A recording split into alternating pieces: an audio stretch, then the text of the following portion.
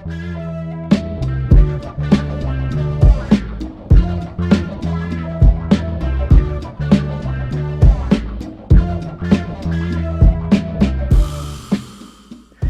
evening, good morning, good afternoon. I'm Nicole BZ, and you know everything.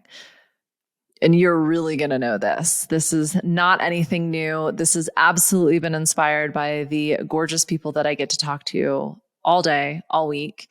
This has been a very common concept. And I don't know if that's because in the Northern Hemisphere, we're on the brink of summer, or if in the Southern Hemisphere, we are in the dead of winter. But there's just a pretty common vibe right now.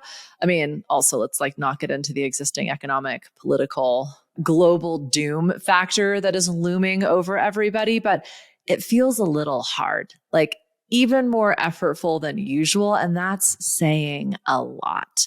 And it's been pretty trendy, I would say, for the past 10 years to be both hustle harder and anti-grind culture. We've got a lot of trends that are kind of crashing into each other right now. And we've got a lot of people and thought leaders who've positioned themselves as experts, who have been, productivity advisors and entrepreneurial operating system implementers and coaches and gurus, and everyone's got kind of a different spin on things. And it's resulted in many of us spending countless dollars and hours trying to be the very best versions of ourselves. And let me tell you, my friend, you got there. And you realized as soon as you got there that there's much, much, much further to go. And it's exhausting. Now, if you're building a business, if you're investing in your skills as a creative, as an entrepreneur, as a freelancer, if you're taking the steps necessary to expand your freedom and your livelihood and your income streams and your opportunities, maybe you're with me on this one. I'm assuming you are because you're watching and listening. But I came to this realization after listening to a bunch of very, very successful, I consider very influential and varying degrees of wealth, decide that it's just hard right now. And it's kind of challenging to give a fuck. It feels like 2 steps forward, 3 steps back. Old strategies that delivered success time and time again aren't working anymore. And the hardest part is it's feeling a little bit challenging to give a fuck. So I realized I had this kind of aha middle of the night, wake up and, sitting up straight up in bed going, oh, the grind is not a 20-hour workday. The grind is not zeroing out your inbox. The grind is not, getting on top of all of your finances and bookkeeping and being the most efficient version of yourself possible. The grind is waking up in the morning and getting shit done when you don't give a fuck. Hustle, the dopamine, the hits, they just keep coming. And in order to show up on your worst day, you've got to ask yourself, why? Maybe you're scared. Maybe you're overwhelmed. Maybe you're facing some adversity. I mean, if you're not, let me know who you are and what you're doing. I'll take 2, please. Maybe you're burnt out. Maybe you've been canceled. Maybe no one gets it yet. Maybe it's just a bad day. But the question we're going to explore today is, how do you keep dancing? Wow, that wasn't a real word. Can you tell where I'm at? Just kidding. I feel like I'm kind of on the other side of all of this. And I hope to, when I'm ever bestowing these guideposts designed to just simply allow you to pivot, to course correct, or just to sit down and go, maybe that works for me. Maybe not. So the question is how do you keep going? How do you show up even on your worst day? And so my first suggestion is maybe don't. If you're having a really bad day, if you're panicking, if you're feeling completely buried by overwhelm, by stress, by struggle, by impossibility, it's going to be even harder to try and figure it out. So my first guidepost is let yourself off the hook. Just play with the idea. Well, what if I just cancel the rest of my afternoon? What if I call in sick to myself? What if I take a mental health day? Will the world stop turning? Will everything collapse? Unless you're a doctor, I don't think anyone's going to die. And when we can take ownership of our own energy, our mental health, our emotional stability, our EQ, if you will, or EI, when we can own that and recognize, you know what? I'm going to be a shit worker today. We can course correct in that moment. We can attempt a different activity, taking a fucking nap, go take a bath, do something that actually fills your cup rather than continues to drain a completely empty cup. You're not winning any awards being the worst version of yourself. You're not doing good work. Like, do your clients, customers, buyers deserve that? Do they deserve a half-assed product? How do you think that's actually going to influence everything down the line if someone gets something subpar? So if you're watching this, you're probably distracting yourself from that thing that you're freaking out about. And I would say indulge. Continue to distract yourself. Netflix and chill, my friend. That's step one. Now, that might take 5 minutes. Sometimes it's just giving myself permission to quit. That is the thing that I need to do to go, actually, I really enjoy some of my work. I'll do some of that. I've continually got a list like this, and I've generally got about this much space for it. So I get to look at what's the most important thing, or what is the thing that feels most in alignment. And I orient myself to my entire list of activities, especially if I don't want to do anything. And also I don't have that privilege of just taking a nap or canceling everything on my schedule for that day. So then I look for the thing that's actually going to shift my energy so that I can show up for the work that does need to get done, that is a high priority, the best version of myself. That to me is grind. That is hustle harder. And you can only do what you can do, and you can only ever do one thing in this moment. So pick the thing that's going to make everything else easier or potentially unnecessary. And that can literally mean the thing that's going to shift the way that you're feeling in this moment.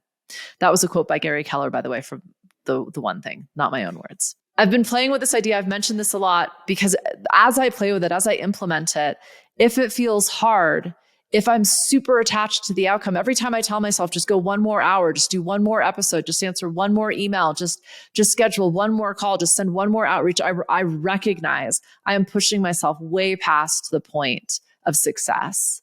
This is now becoming a debt, a cost, a resentment, a physical pain. No one is making me do that by myself. I'm not proving anything at that point. I'm just delivering subpar work. That is inefficient.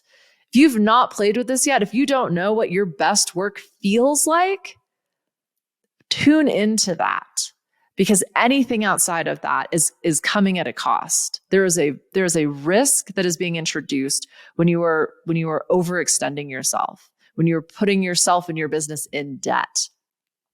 That's when I quit. That's when I give up. That's when I walk away, is when I am so desperately attached to the outcome. I'm pushing myself beyond. I'm pushing the ones around me beyond. I'm starting to get like nitpicky, and I'm micromanaging. Like that is not my highest and best work or self.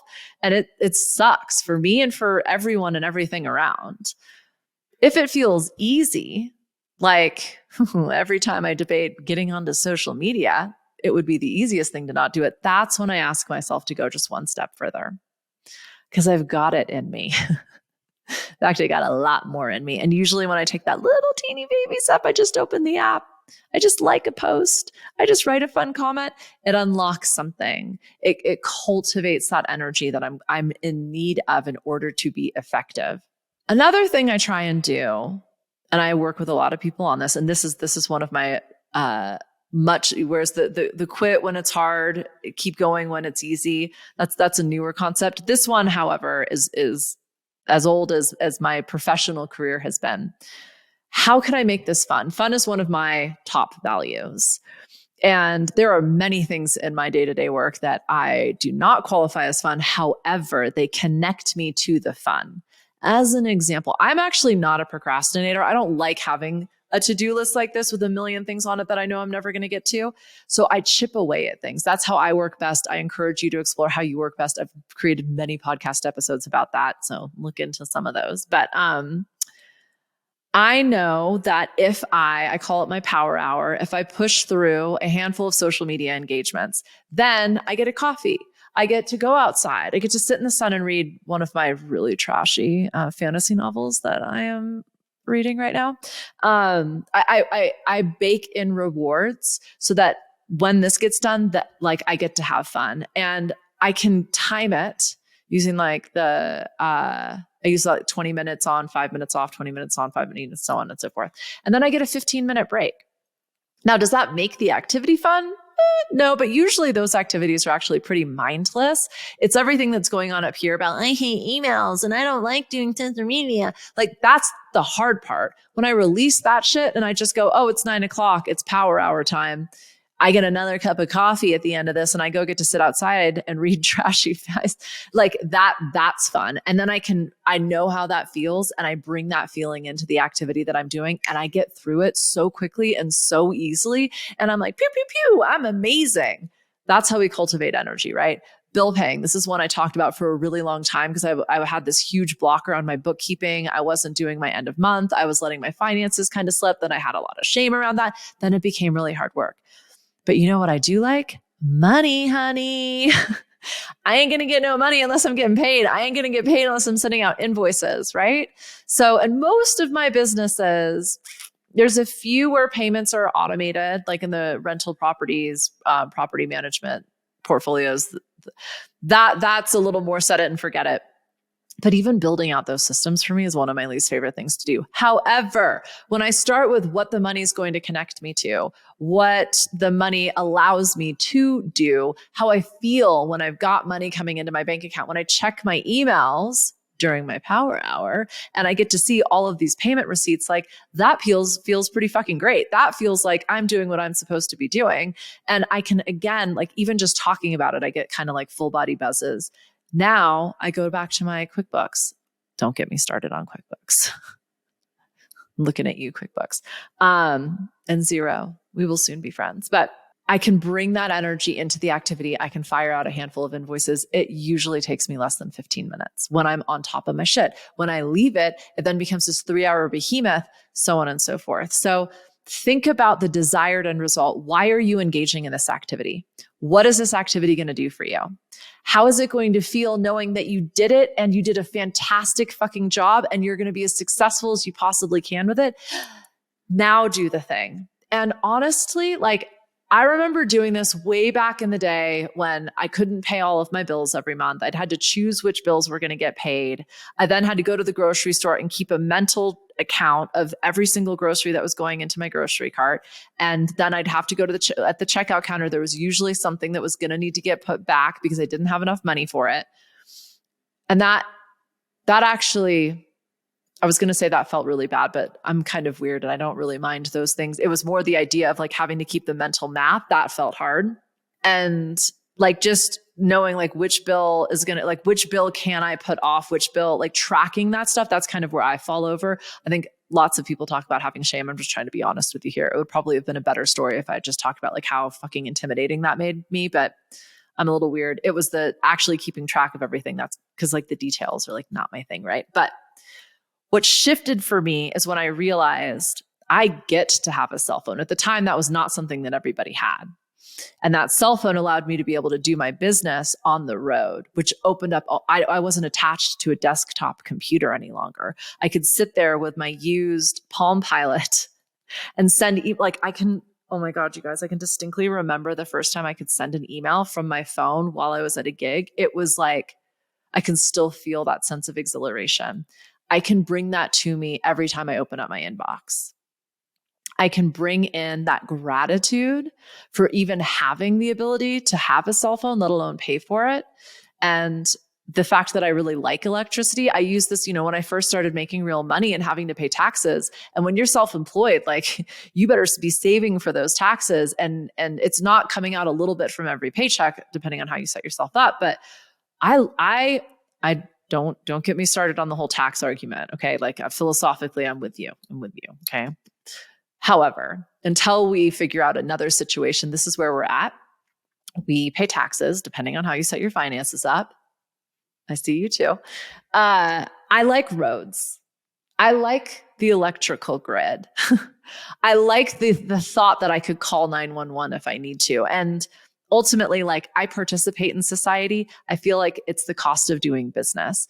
And ultimately, the only reason I'm paying taxes is because I'm making money. That was kind of my big aha moment. Like, oh, you pay taxes because you make money. That's cool.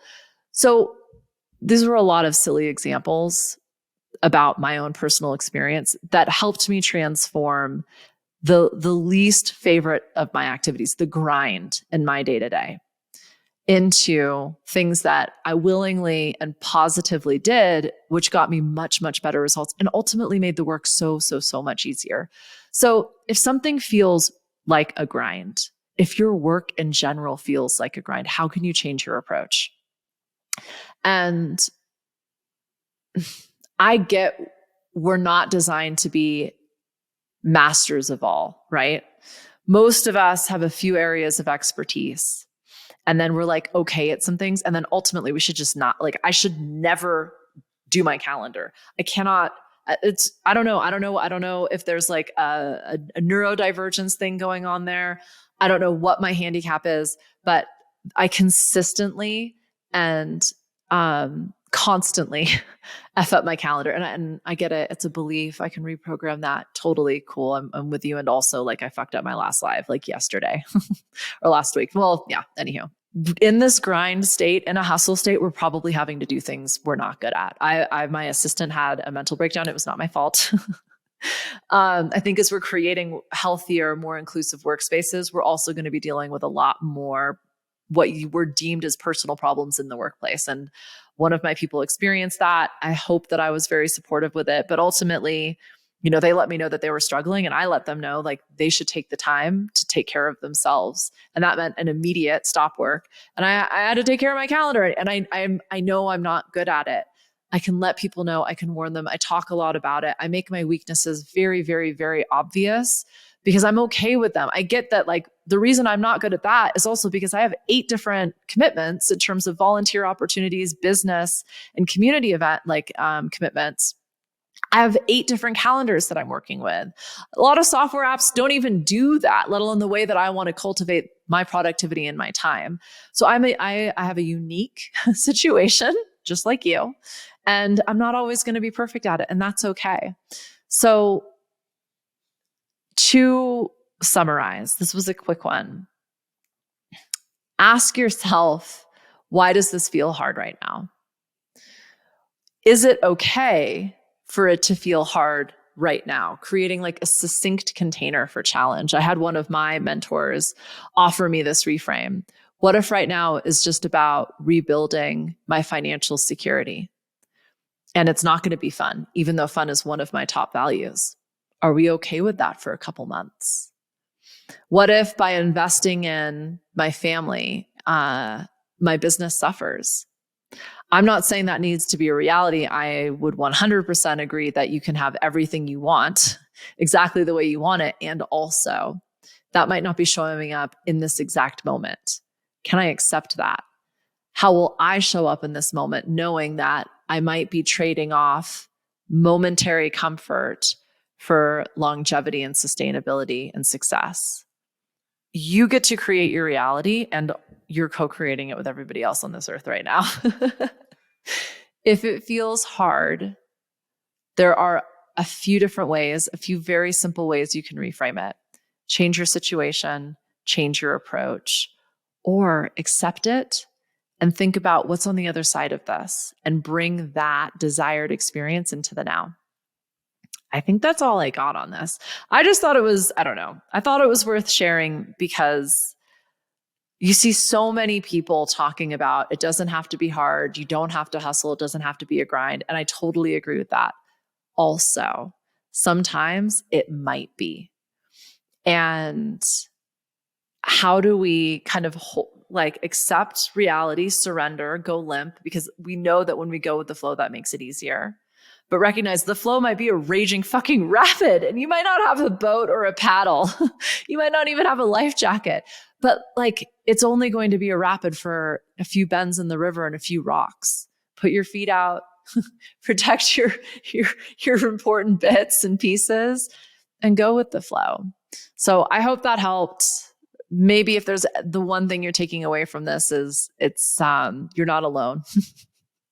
And entrepreneurship, creativity, building at some point can be a little challenging. It can actually be really fucking stressful and hard and scary.